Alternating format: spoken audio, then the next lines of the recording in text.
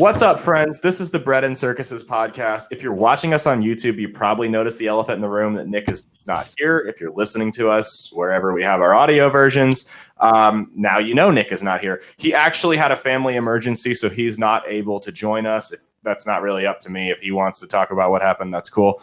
But I've got Raptor, our producer, on helping me out here. I'm probably going to carry most of it, and we are on with a very special guest. This is Mr. Howie Hawkins. How's it going, Howie? It's going great. Good.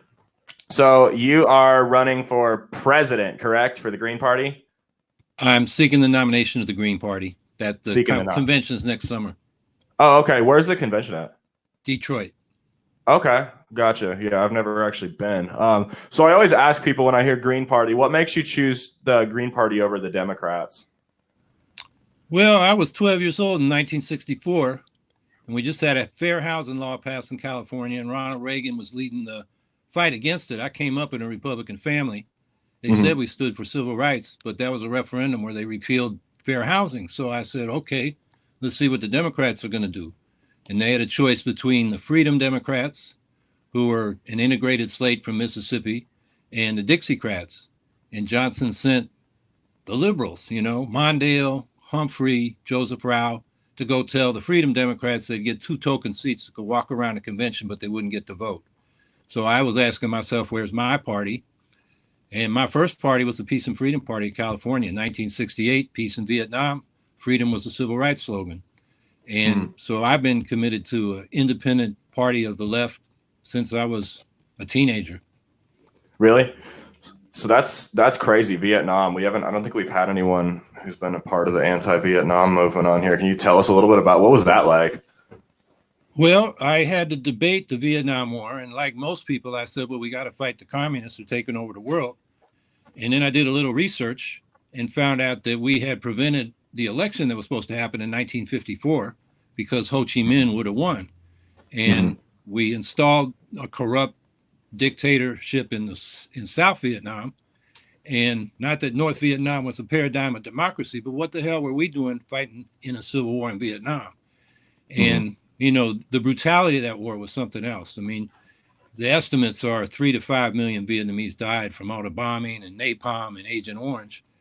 And so, I thought that was the wrong war. And it was funny when the Peace and Freedom Party got started, I'm 15 years old, urging adults to register into it. And they'd say, son, why are you so worried? You're so young. And I say, well, I don't want to get drafted for Vietnam. And they say, oh, it'll be over by the time you're old enough. I got drafted. Yeah. So, I think I had pretty good judgment for a teenager. So were you in Vietnam? No, when my number came up, I enlisted in the Marine Corps, went to officer training at Quantico. And I would have gone back there after I graduated to be a second lieutenant, but my college said, get the GI Bill first, which meant I had to have 180 days active duty. And I only had that one summer so far. So I told the Marines, you got to send me to Parris Island or Camp Pendleton. And I was on inactive duty. And for my 6-year enlistment period, they just kept me there. So I didn't go to Vietnam until 1996. I did visit. And very different place. Most people had been born since the war. Okay. I have a quick question for you. Yeah. So you said that you thought that Vietnam was the wrong war. Is there a war that we've been in recently that you thought wasn't a wrong war? Actually, yeah. And Trump just undermined the good things we did. I think it was all right to fight ISIS. Before that, we helped save the Kurds from ISIS in Kobani when they were under siege. And the Turks were looking on there, in fact, probably helping ISIS. And then we saved the Yazidis on Mount Sinjar. ISIS was killing all the men and boys and enslaving the women. So the Kurds did the ground fighting, but the Marines and Special Forces provided the air support and artillery to push off ISIS, and they saved the Yazidis. So I think those were, 2 good things we did. Unfortunately, I don't think we've just seen that now with Trump just pulling out the rug and telling Erdogan, go into northern Syria and do what you will with the Kurds. And then yesterday he said, but we're gonna keep the oil, which see, that's the problem. We're we say we're fighting for democracy and freedom, but in fact, we're fighting for oil in most of these Fighting for wars. oil. Yeah, absolutely. Absolutely. I mean, what about Afghanistan post 9/11? Do you think that was a good call then, or? We should have gone after Osama bin Laden and the others responsible for the attack as a criminal thing, bring them to justice. Agreed. But to overthrow the regime and then try to install another one, I mean, the Taliban may have been willing to give Osama bin Laden up, or at least expel Al Qaeda from Afghanistan. So we've been there now almost 18 years, and I know Marines who've been over there. One young man, very conservative young man, he was twice in Helmand Province, and he was telling me one day, I was over there and we couldn't shoot at them when they're farming. That was against the rules of engagement. And then we'd fight each other at night. And here I am back in the States and they're back there farming. What the hell was I doing there? So, right. I think, the people that did 9/11 should have been brought to justice. But to start changing regimes and occupying countries, that was the wrong move. Okay, so we got that out of the way. You're not a truther. I always get nervous with our guests. Yeah, no, I'm with you on that one. I think we were there too late. I mean, do you subscribe to more like the Tulsi Gabbard school of foreign policy? We shouldn't be nation building, or? Well, she's against regime change wars, and I am too. It's not up to us to change governments. It's up to the people in those countries. Right. But she calls herself a hawk on the war on terror, and has approved drone strikes, which I think creates more terrorists. Definitely. Sometimes we get the wrong targets, like a wedding party, and then that creates a lot of people that want revenge, and they become terrorists. And she even in one interview said, maybe we should torture, which I think, I agree with John McCain on that. We should not torture, because then when our people are prisoners, the other side can say, well, we can do it too because you did it. Yeah. That might be the only thing I've ever agreed with John McCain on. Realistically. That's a good point about the drone strikes. I don't understand why it's so hard for some people to understand. Like, if I'm a moderate or I don't care about something and you blow my parents up at a wedding, I'm probably going to be inclined to pick up a gun and fight you. That's not really a stretch of the imagination there. So. Yeah. I mean, we've had some really amazing things, like when Obama was running for re-election in 2012, he let leak to the New York Times that they had Terror Tuesdays, where he would personally approve the kill list for the drones. That's like Star Chamber stuff. I mean, that should not be done, especially when a lot of these drones are in countries that we never declared war on. They use the authorization to use military force against Al Qaeda as the excuse. But now we're droning people that are not affiliated with Al Qaeda. They're just people we think might be terrorists. And I think it's just creating more problems wherever it happens.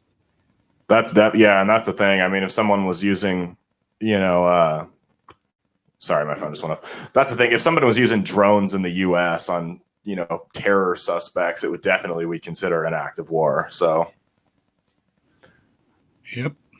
I mean, it's a felony to fly drones anywhere near an airport, let alone using it as a weapon. I can't imagine what they would do to someone using drones as a weapon here.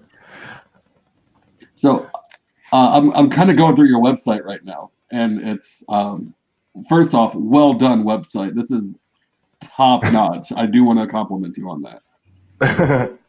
Well, thank you. I actually think it can be improved a lot, can be made easier to navigate. I'm hoping to work on that. I've been on the road a lot the last 6 months, and not so much the next couple months. Well, I work a lot of libertarian campaigns, and my biggest pet peeve is websites and social media pages look like trash. So to see someone who's running such a professional-looking website is heartening coming out of a third party. So great job on that. Well, thanks, and I'll tell my people that's working on it. You said so. So I'm looking at like your Green New Deal, and I'm wondering, you're talking about renewable electricity. What does that mean to you? Because different people have kind of a different idea of what renewable resources are. It's primarily wind and solar. It's hydro that we've already built, or low head hydro where they've let the dams expire because the utilities, for their own economic reasons, have let that happen. It's also ground source heat, which comes from the core of the earth, but you can use that to heat and cool buildings with electric heat pumps. Those are the main sources. It's not biofuels, except in niche cases. It's certainly not natural gas. What else they say? Oh, nuclear. It's not nuclear. So nuclear is one that I hear hotly debated a lot. What do you think of that? It's like all you're doing is boiling water. I mean, we've been doing that since before we were human. You know, some of our ancestors, hundreds of thousands of years ago. You boil water to create steam to turn a turbine. Using nuclear power to boil water is like, cutting butter with a chainsaw. We don't need to do it. You create all this waste. It's very expensive. It can lead to nuclear weapons proliferation. It's just a terrible technology, and it's been economically unviable. It's had enormous subsidies. The insurance industry won't insure it. So, the federal government backs up the insurance, but not completely. So if there, catastrophic accident, people won't all be covered. And now to keep them running, like here in New York, Exelon wanted to shut down the 4 nukes upstate, and the Governor Cuomo, who I've run against 3 times, got him $8 billion subsidy so they would stay open a while, and he calls it clean energy. Otherwise, they'd have shut them down for economic reasons. So it's not even economically viable. Gotcha. So Green New Deal, a lot of people associate that with AOC's bill. Does yours differ from that in any way, or? She got the idea from us. This has been the Green Party's signature issue for more than a decade. I was the first candidate in this country to run for a Green New Deal. We're coming out of the Great Recession, and it was both an economic bill of rights to provide everybody with a living wage job, an income above poverty, affordable home, comprehensive health care, public education from pre-K through public college, and a secure retirement, and a large investment in clean energy to get the economy going. And then we called it the Hawkins Prosperity Plan versus the Cuomo Austerity Plan. Cuomo wanted to cut public education, cut public employment, and basically deal with the fiscal gap because of the Great Recession by just cutting public services. So that was the contrast. And so then AOC's campaign manager actually managed the campaign of a Green City Council candidate in New York City the year before she managed AOC's. So we have a hunch where she got it from. The problem is she watered it down. We call, as part of our Green New Deal, we're going to stop fracking and all new fossil fuel infrastructure. Because if we build those fossil fuels out, we're going to burn them for 30, 40, 50 years because the investors want to get their return. And that'll cook the planet. Said nothing about phasing out nuclear power, extended the deadline from 2030 to 2050, and didn't talk about redirecting resources from the military to this Green New Deal. So she watered it down, and then Pelosi won't let them vote on it. And McConnell said, oh, you all can vote on it. Half you Democrats are running for the Senate.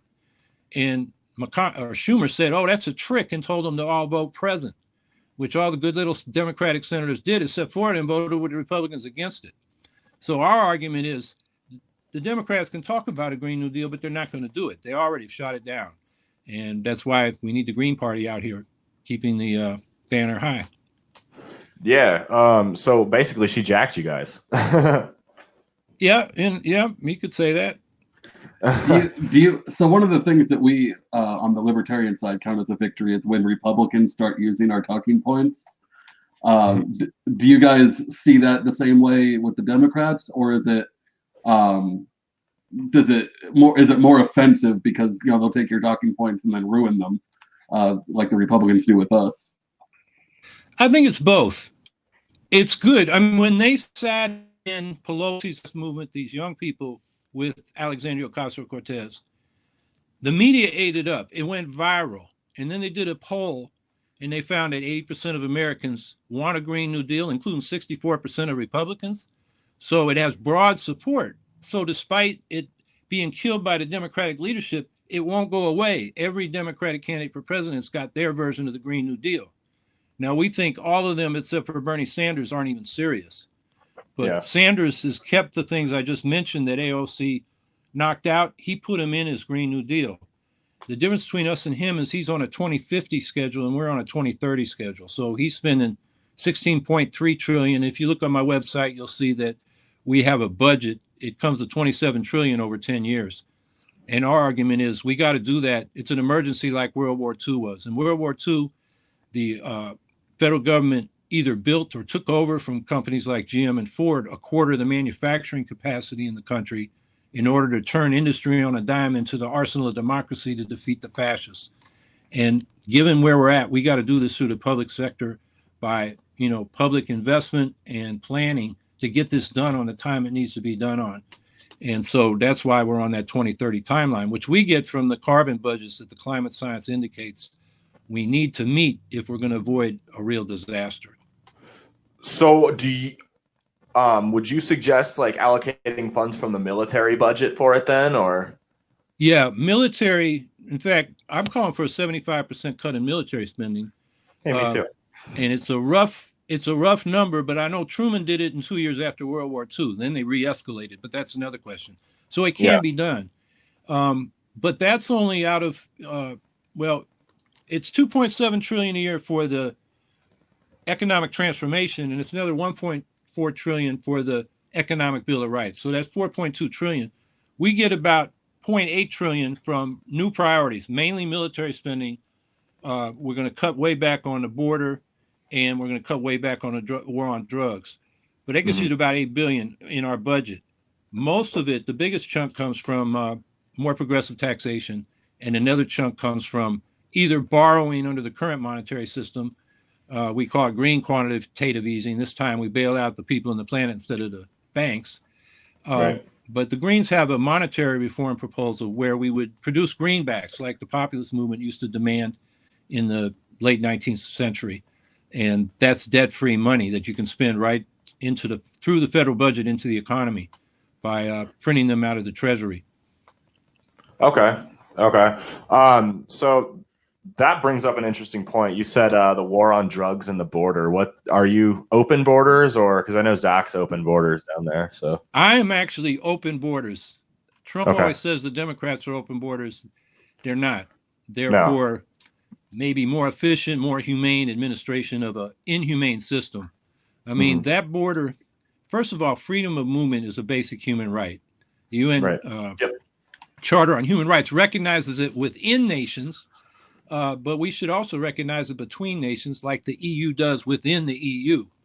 And, it's that border was moved in 1848, and the people now, mostly in these camps, detained are the indigenous people and the Mexican people who the border moved on them.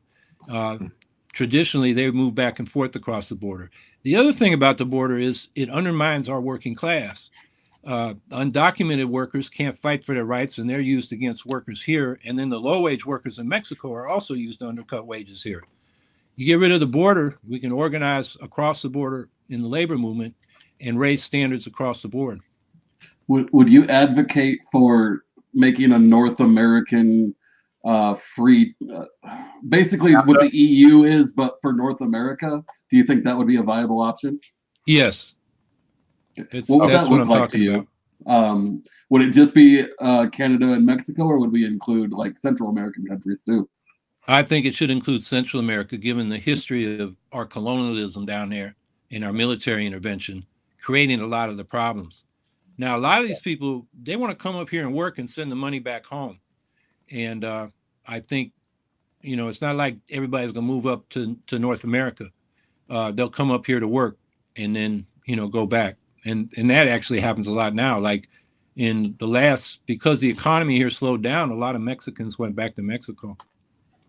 So I have two questions that I feel like a lot of people would bring up there. So number one, and I honestly don't know. I'm not going to try and be a combative asshole with any of our guests. This is just general questions. So I feel like a lot of people's concern with that would be when you offer, free college, healthcare, stuff like that, and then you also have open borders, what's to stop people from coming up here just for that and becoming just too expensive to actually sustain?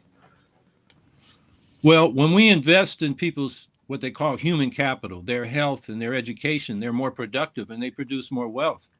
Mm-hmm. So those investments pay for themselves. I don't think everybody's coming up here, to get an education. They're coming up here to work on farms or work in construction or work in factories because they want to make money right now. But if they do get an education, then they'll be, contributing more to society and more to the economy. Yeah. So then my other question would be, when you take on countries like Mexico and Colombia and places like that, or Colombia, South America, not Central America. Okay, sorry. Ignore the Colombia part. But when you take on countries like Mexico, see, it's been a long day for me. I'm sorry. When you take on countries like Mexico, you do have to take on their problems. And like right now, what better time to talk about this than right now? They've got a war between the citizens and the police going on, or excuse me, the drug cartels and the police going on down there. So, I mean, how would we go about combating the cartels from just taking over like they have down there?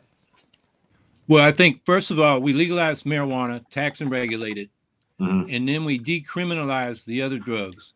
And so if you are in possession or a small-time dealer, we do like they're doing in Portugal, where you get a ticket. You don't go to jail or get, charged with a crime that might send you to jail. And you go then meet with a lawyer, a social worker, and a doctor, and they talk about your drug use. And maybe you need help with treatment. Maybe you need counseling. Maybe you just need a steady job. Maybe you're taking drugs because your life isn't so good. Or maybe you just want to get high. If that's the case, you pay a fine and go about your business. But what's happened in Portugal is ODs, have, overdoses and deaths have pretty much disappeared.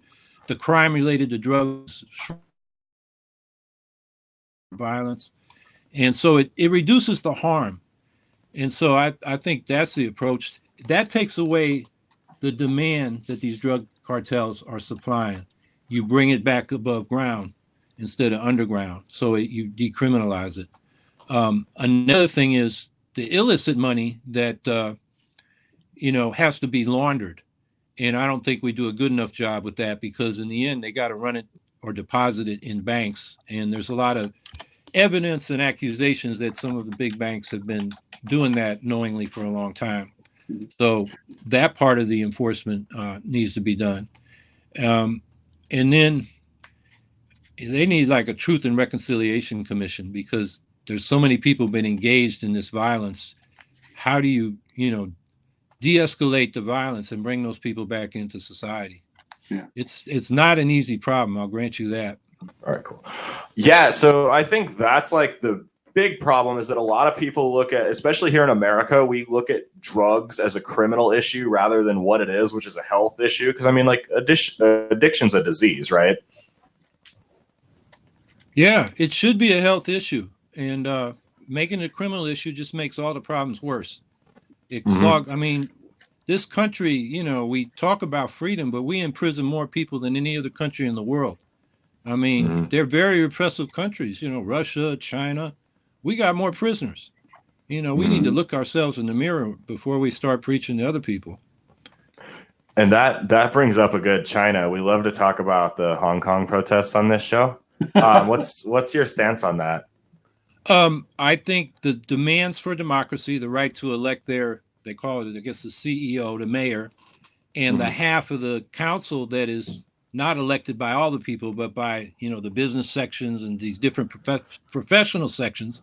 It's kind of like the House of Peers in England. It's very undemocratic. It's very aristocratic. And I support those demands. The movement is a broad spectrum.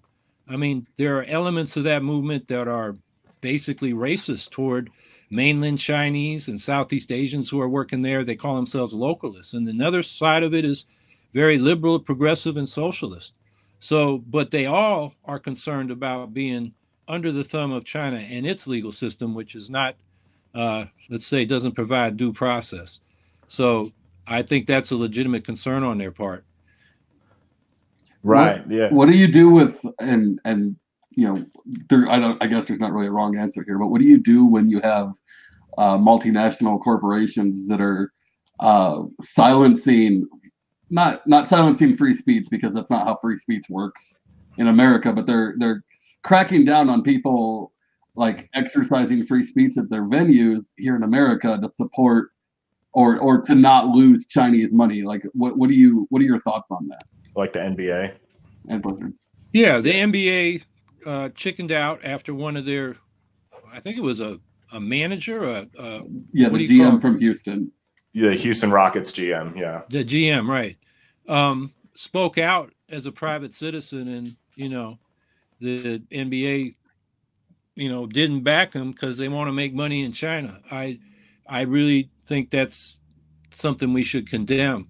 I understand Google goes along with the Chinese restrictions, on the internet in order to do business in China. That's a problem. And I think everybody should read Edward Snowden's book, Permanent Record, which talks about, it's compelling with his own story and, how he ended up in Russia and what it meant for his family and his girlfriend and so forth. But also, he sees the world as the big struggle now is between democracy and freedom on one side and authoritarianism on the other, and these surveillance states. And he's very critical of the United States, but then he gets to talking about China, where they have this social credit system where they're taking all your data and giving you a grade. And if you get a low grade, you can't get a job or get credit or anything. Yeah, and that's interesting that you bring that up. I've read a lot of articles lately about how the U.S. is kind of developing its own social credit system. It's not necessarily the government that's doing it yet. It's a lot of companies, the big Silicon Valley, like Facebook, Microsoft, Apple. Have you heard about that? Yeah, they've been doing it, and it's for their own private purposes. But then you get companies like Equifax, which is like somebody hacked them and all the data got out. Yeah. For, enormous numbers of people. So, I've said that I would pardon a lot of these whistleblowers that have been prosecuted under Obama and Trump. And in the case of Edward Snowden, if I was president, I would bring him into the administration to help us figure out how we can have an internet that, gives people access but is not used to surveil on us. And we have a government that isn't looking at every communication we do online. Wow. So did y'all hear that? He won't just pardon Ed Snowden. He'll bring the dude on. He'll bring him on the team. I like it. I like that thought.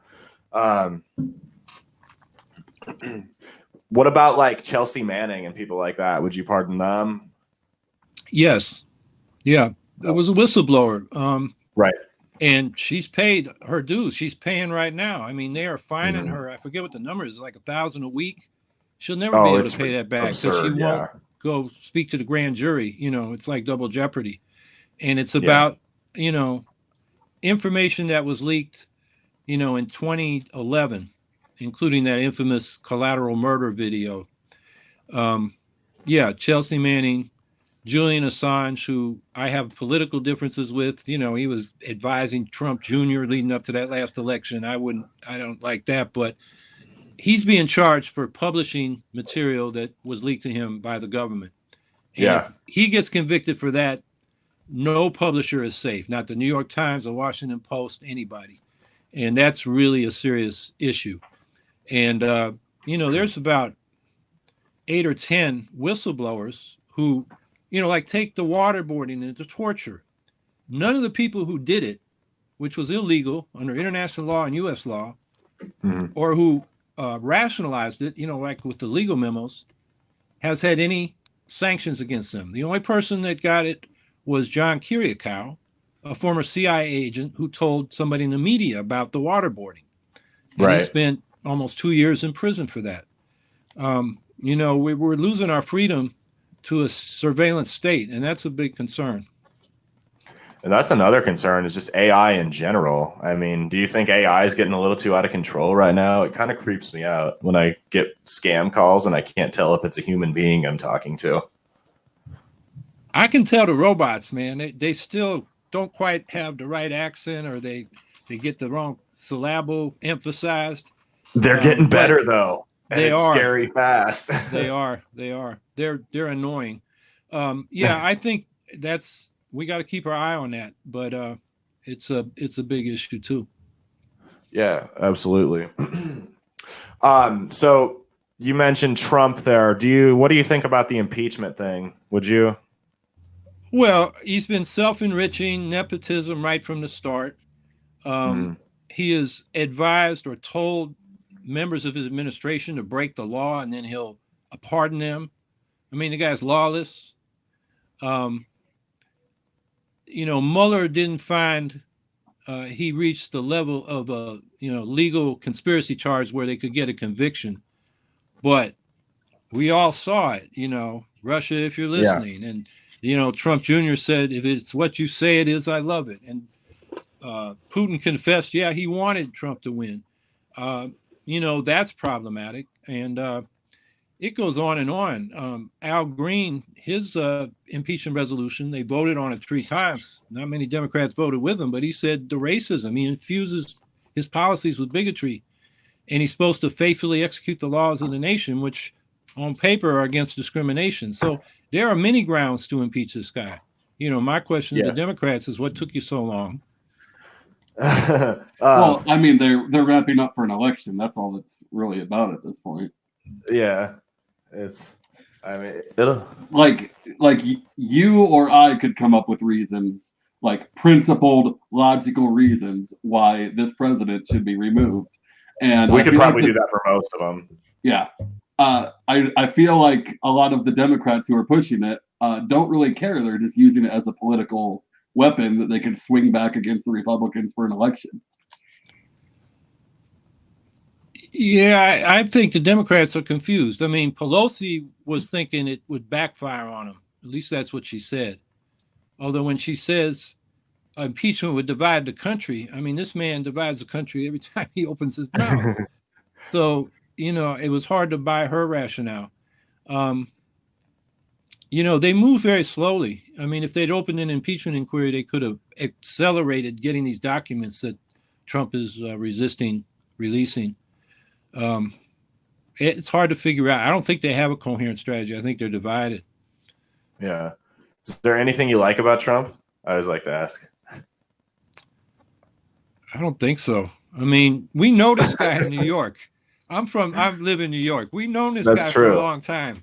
I mean, real estate industry is not the cleanest industry. It's pretty sleazy, and even real estate people don't like him. No, right. Uh, I don't know any redeeming features.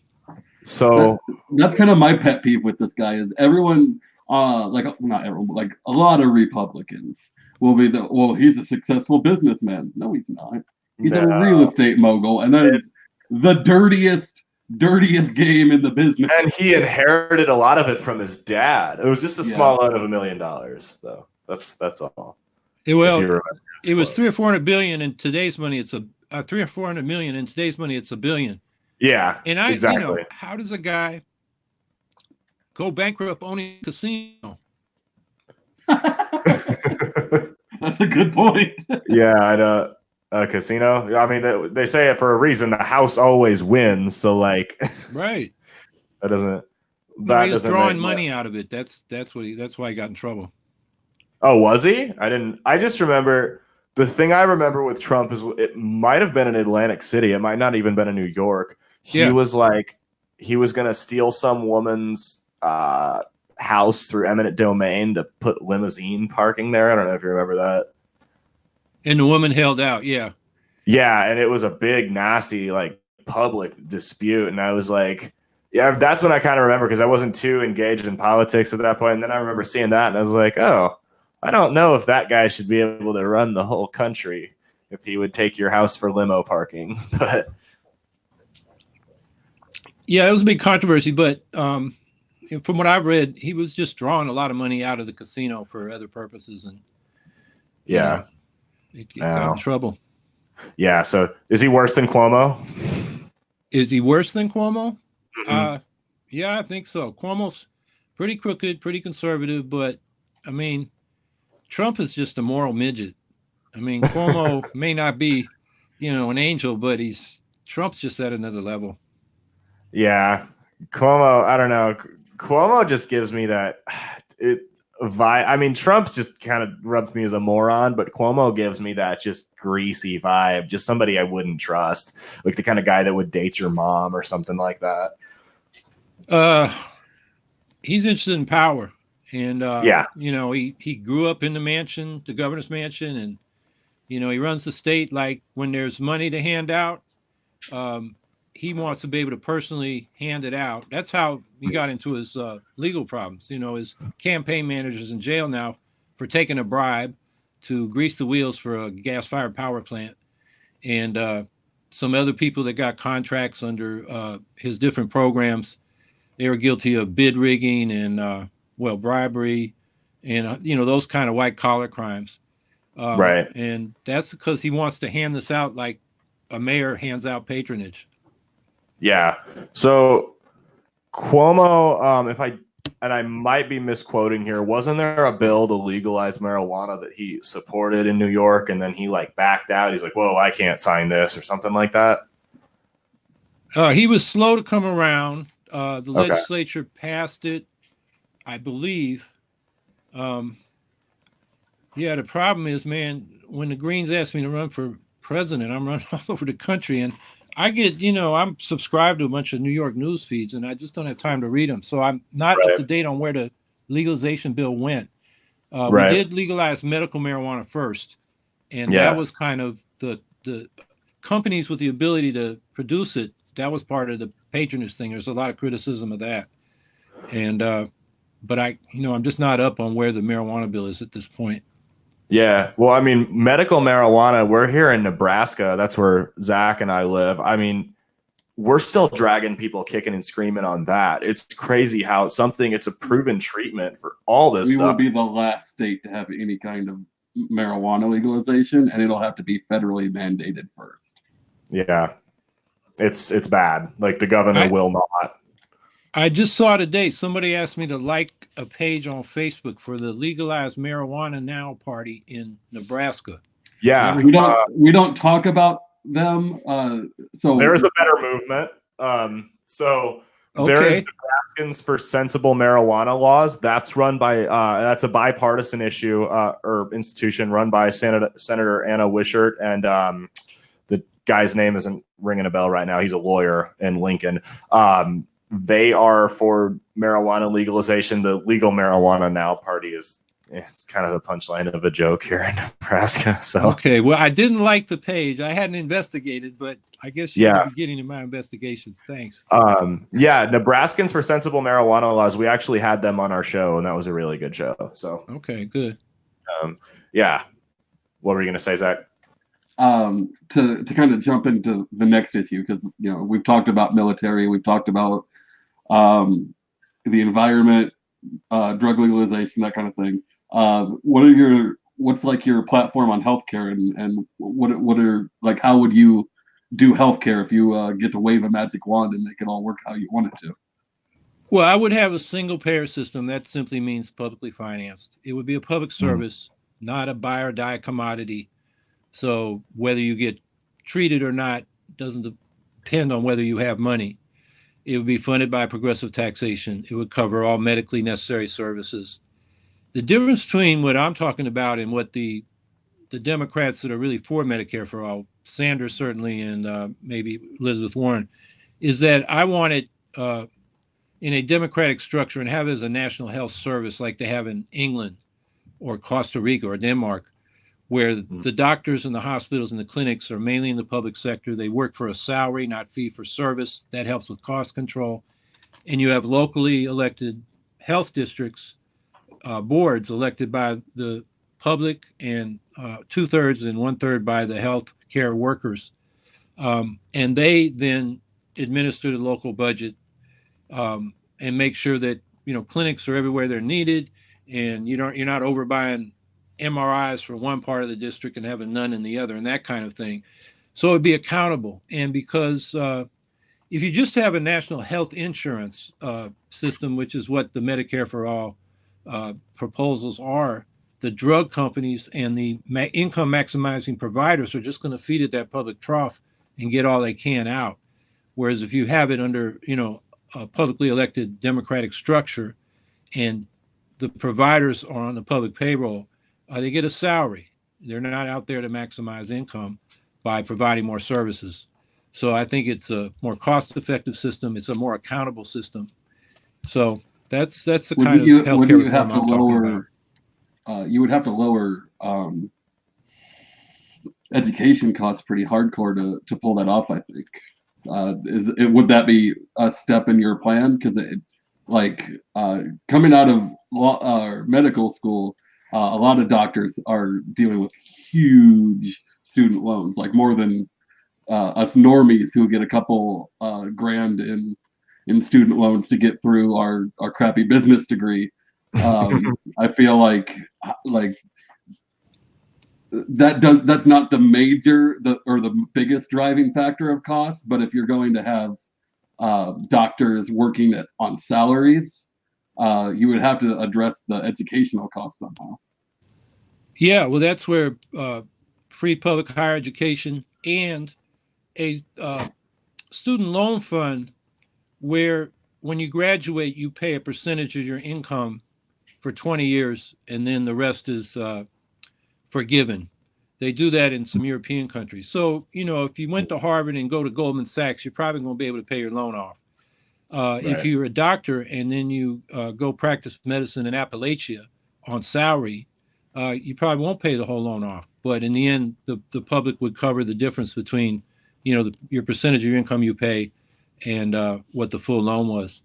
So I think we can cover it that way. We need more doctors, particularly general practitioners. A lot of people go into specialties because they can make more money so they can pay off those student loans, even though some of those doctors would rather be general practitioners. So I think that's a solvable problem. So with the universal college, that actually interests me when people talk about that. Because a lot of people's concern is, obviously we need doctors, we need teachers, we need accountants, we need stuff like that. But where I think a lot of people get concerned with is like people that are going to major in art history or maybe things that don't really apply toward the betterment of society. Would you fund those degrees, or would that get cut out? It's kind of like you got to pay for that on your own type thing. No, I think the humanities and what they used to call liberal education, in other words, education to be a free citizen, is important. We need people to be smart so they can be good citizens. That goes back to Jefferson. That's why he wanted a public school system. Right. And in today's world, you need to go to school a little longer. Mm-hmm. Well, we had Larry Sharp on here, who I know a couple weeks ago, or a couple months ago, and the issue that he likes to really just emphasize, is just how overly paid administrators are, and not just in colleges, in public schools like K through 12, people that are being paid 6-figure salaries just to check boxes. Would you try to cut some of that out too? Absolutely. This high stakes testing regime is a racket. It's for corporate interests that on the one hand want to make money off the testing and all the stuff that goes with it, and on the other hand they want to use that to justify these charter schools, which is a whole nother racket. And I think that can be cut way back. And then colleges they've become such business enterprises. It's all about real estate and these really fancy dorms for the rich students, and they're competing on the basis of how nice the student union and the dorms are rather than the academics. And I think we need to look into that, because that has helped the inflation in higher education has been much greater than the general rise in the cost of living. So I think we can cut back on the overhead and get more of the resources devoted to classroom learning. And we talk a lot about paying for college. How about trade schools? Because we do have a need for that. Absolutely. And, one of my beefs is that they start tracking students so early that in New York City, they take a test in kindergarten, and now they got test prep schools for people that are going into kindergarten so they'll get into the right track. And by the time you get to high school, 2/3 of the high schools in New York City don't have a physics course. So, people are tracked from an early age. I went to a high school that was considered vocational, but it had an academic track too. I took vocational classes. I took the academic tracks. I got into an Ivy League school, and then I became a carpenter. I think we should have those choices all through life, not get tracked at kindergarten and, your future's set for you. Right. Because, people change, their interests change, and some are late bloomers, and some people start out fast and they become alcoholics or whatever. You can't decide based on some damn little test, one test. Oh, yeah. That's what I was trying to tell my brother this because he just went to college and he's not sure what he wants to do. I'm like, here's the thing, kid. Like, people used to tell me, okay, because first and foremost, I'm completely covered in tattoos. People used to tell me, you're going to regret those tattoos. You're getting them at a young age. But at the same time, these same people told me that I needed to be 100% sure what I wanted to do when I was 17 and be willing to commit 6 figures worth of debt to it. So it's total, like, so much changes. You know what I mean? Yeah, I think we need to give people more freedom of choice in terms of where they're going at any point in their life. I mean, Right. people should be able to, change careers midlife, go back to a college and, get the degree they need to try a new career track. Mm-hmm. And we should encourage that. And, we talk about, I'm a socialist. I think the big businesses and banks and the infrastructure and the public sector should be under public control. But I think that creates the public avenues of private commerce. So if you have social supports like health insurance, you're not sticking to a job just for the health insurance. You might go out and risk because you got an idea you want to bring to market.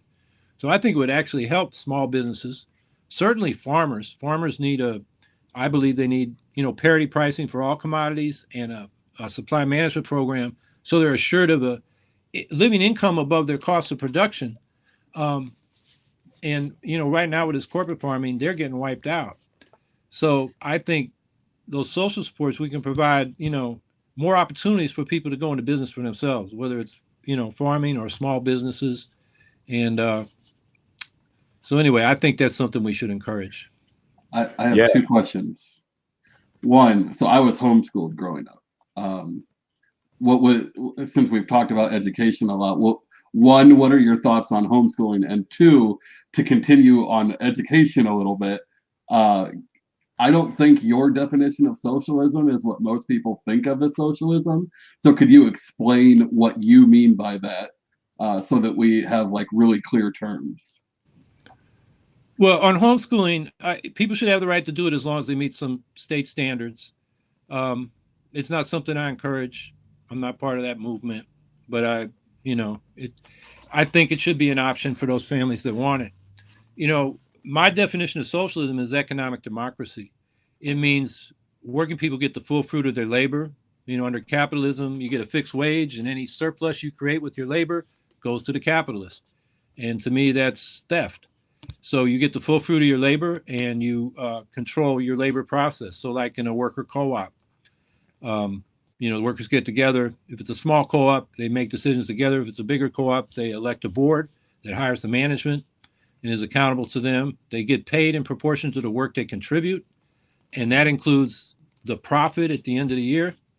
I think that's a much fairer and freer economic system. So it really has to do with the wage labor. That's the definition. That's what's unique about capitalism. We have markets before capitalism. We'll have them after capitalism. That doesn't define capitalism, to my mind. Okay. And what defines socialism is economic democracy. So you have social ownership and democratic administration, whether it's a public enterprise like a national health service, or it's a private enterprise like a worker co-op. It's the same principle applying in both sectors. So would you, sorry, I'm losing my voice. Would you support like a UBI or at least consider it like a universal basic income? I support a guaranteed minimum income through the tax system in the form of a negative income tax. So you fill out your taxes. If you're below the poverty level, the government sends you a check every month to bring you up above the poverty level. Mm-hmm. That means less money flows through the public sector than in a UBI, a universal basic income. And then people like Donald Trump or Bill Gates or Warren Buffett, they don't need it. Why give it to them? Even at the top marginal rate, which is what now, 39.5%, or maybe just got lowered. They're still going to keep 60 cents of what we gave them. They don't need it. Why do that? So I think the idea of a guaranteed minimum income is good, but a universal basic income as a flat grant that everybody gets is not the best way to do it. Gotcha. And then we're kind of running out of time here, so I just wanted to one more thing. A lot of people will tell you, especially the Hillary Clintons of the world, will accuse you of either being a Russian asset or say that just a third party is a wasted vote. What do you have to say to those people? Yeah, well, Hillary Clinton just said that about our last presidential candidate, Jill Stein, without any evidence. And people got to stop buying into these conspiracy theories. Now, it's crazy. Yeah. Now, I would say you should vote for what you want. Vote offensively. Vote for what you want. If you vote for the Green Party, people know what your vote was about. We're clear about our programs. If you're a progressive that thinks you got to vote for the lesser evil to stop Trump, they don't know in that vote whether you're a Sanders socialist or a blue dog Democrat or a corporate Clintonite. You get lost in the sauce. If you're a Green and you like what we're talking about, vote Green. I'm not saying I'm going to win the presidential election, but the more votes we get, the more the public and the media and ourselves know where our support is. And I'll tell you, in 2014, I got 5% of the vote running against Governor Cuomo. He wanted to get more votes than his daddy, Mario Cuomo, when he was governor. He wanted to get more votes than he got in 2010, and he got less. And he looked around, and I had 5%, and he had to look at what we were talking about. We were talking about a ban on fracking. We got that. Paid family leave. We got that. $15 minimum wage. Yeah. We're getting that. He's slower than our schedule, but he had to move. He even talked about tuition-free higher public education, although he just gave a scholarship, which really isn't that. But the point is, we had leverage because we got a significant vote. If our votes had gone to Cuomo to stop, that year was a conservative Republican. He wasn't crazy like Trump or this guy he ran against in 2010. But if they'd voted for the lesser evil, Cuomo would have taken us for granted, whatever vote we got, or we would have taken the people that wanted to ban on fracking and the $15 minimum wage for granted because he didn't lose any votes over it. So that's why people should vote for what they want. And if they want the Green Party, vote for it. Don't settle for the lesser evil. You're just defeating yourself. Completely agree. Not necessarily on policies, but you should vote for whoever you want. I'm with you on that. I had to tell my brother this because we were arguing Republican versus Libertarian like 3 days ago. And I'm like, I can't vote. And for me, it's religious. I am a Christian most of the time. I can't allow myself to vote for evil because that would violate my religious convictions. And it actually bugs me to see so many, Christian Republicans who throw that, well, we have to support the lesser evil because those Democrats are really scary. And it's like, we're not supposed to be supporting evil. When you let yourself do that, you to me, you don't get to complain if you vote for evil.